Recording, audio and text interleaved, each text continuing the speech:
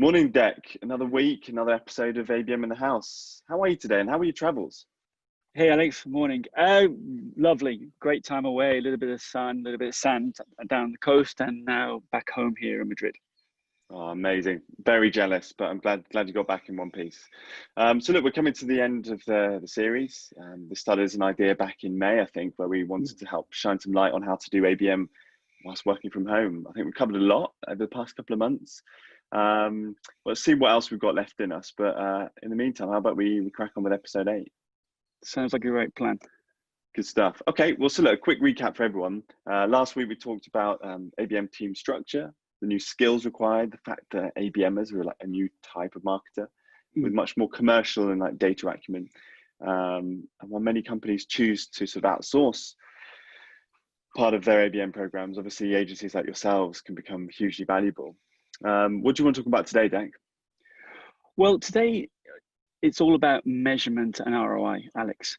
So I thought what I'd do is start with some statistics, just to share with the audience, really. When we talk about ABM, so for example, 87% of marketeers that measure ROI say that ABM outperforms every other marketing investment that they make. Another interesting statistic is that 91% of companies that use ABM see an increase in their average deal size. So I think those are a couple of statistics that kind of point to what we're going to talk about today. So naturally, influenced revenue or pipeline creation tends to be the metric that most marketeers would look to measure. And so you can see there's some compelling numbers here and clearly show that ABM is a very different beast to other marketing tactics and clearly needs to be measured in a very different way. Is that something you would agree with, Alex? Absolutely, Deck. Yeah, I think for me, the real difference between traditional marketing and account-based marketing, we no longer talk about leads, right? MQLs, lead scores. We're now talking the language of sales, right? It's all about accounts and what we can do to win, nurture, cross-sell, upsell, position our brand, etc. It's this sort of concept of form fills and content downloads.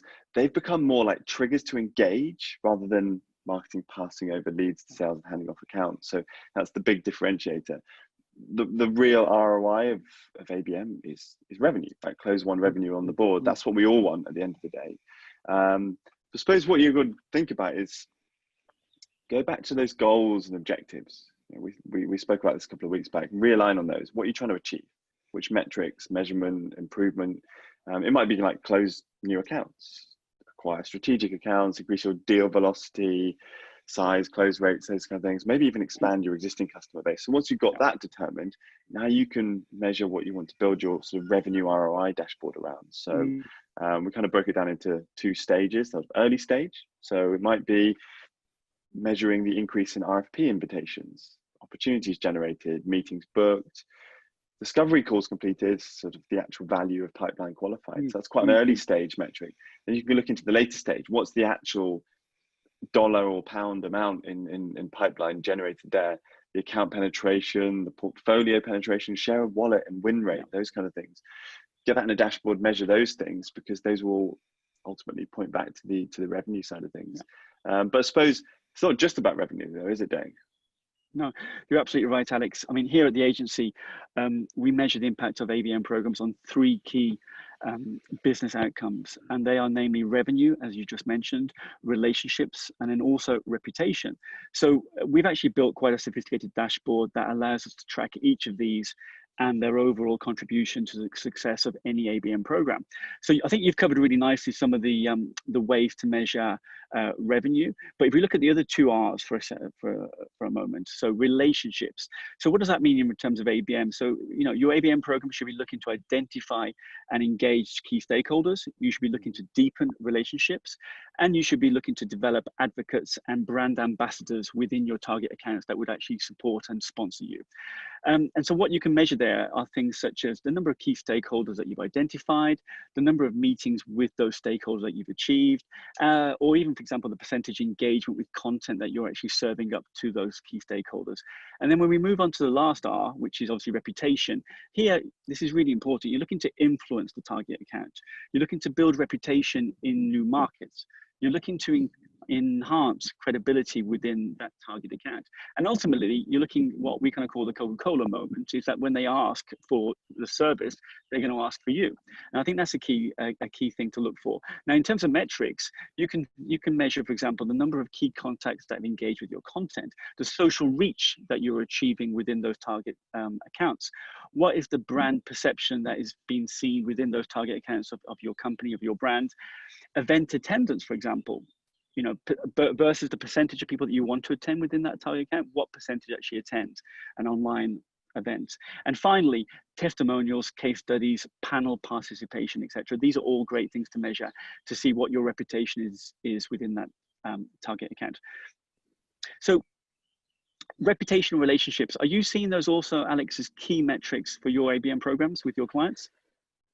Reputation, I hadn't really considered it. Relationships, absolutely, yeah. But I'll be honest, I hadn't really factored in reputation.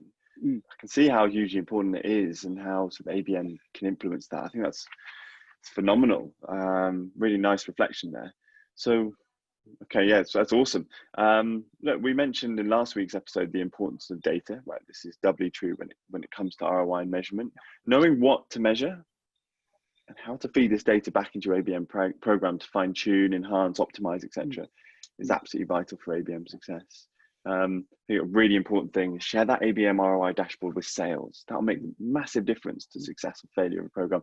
Help you really get buy-in from sales as well. So I think we've covered most of what we need to from a measurement and ROI perspective. Usually I would ask you what you want to cover next week, but I think we've pretty much covered everything everyone wants to hear, right? What do you think? I think you're right. I mean, we've covered all the bases of a solid ABM program. But you know what I was thinking, actually, Alex? I think maybe the best way to end this ABM in the House series is to invite some of our ABM friends to our house and to get them to share some of their ABM magic potion with us. How does that sound? Oh, that sounds awesome. Maybe we can supply our own magic potion for them to enjoy whilst we're doing it. So let's get them over to our virtual homes and kind of dive into a bit more of the detail and see what they're doing. That sounds like a great idea. Yeah. Good stuff. Okay, well, that's kind of it from just you and me. Next time there'll be more people, hopefully, and we'll be able to share a bit more of their insight too. This has been awesome. It's definitely not the end of ABM in the House. It's only going to get bigger. But I've really enjoyed this dynamic duo. Hopefully we can keep sharing. Likewise, Alex. Have a great weekend. I'll see you next week. Awesome. You too, mate. Bye. Thanks.